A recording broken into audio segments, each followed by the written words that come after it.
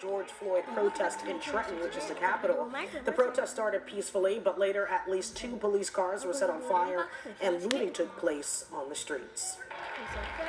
And now to Washington, D.C., a fire scene burning in the street outside the White House. Take a look at this right here. You can see those flames. Tear gas was used and loud bangs heard in the area.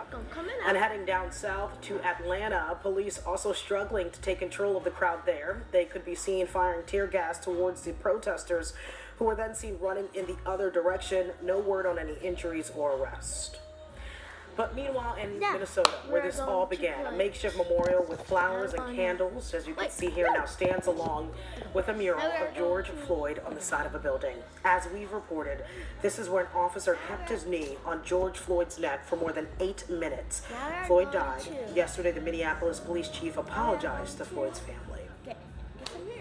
I would say to the Floyd family that I'm absolutely devastatingly sorry for the loss. And if I could do anything to bring Mr. Floyd back, I would move heaven and earth to do that. So I'm very sorry.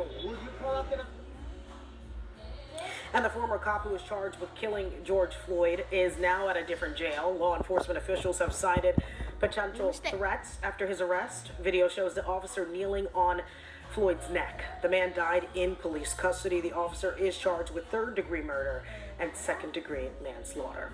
Of course, you can keep it right here on News 12 on air, online, and on social media for the very latest on the protests following George Floyd's death.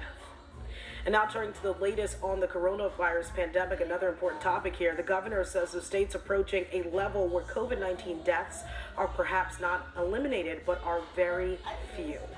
He says there were only 56 coronavirus deaths in New York on Saturday, and hospitalizations are dipping overall. Officials say nearly 24,000 people in the state have been killed by the virus. However, they add the true count is likely higher, pointing out that the state's figure doesn't include another 5,800 deaths that city officials are attributing to the virus.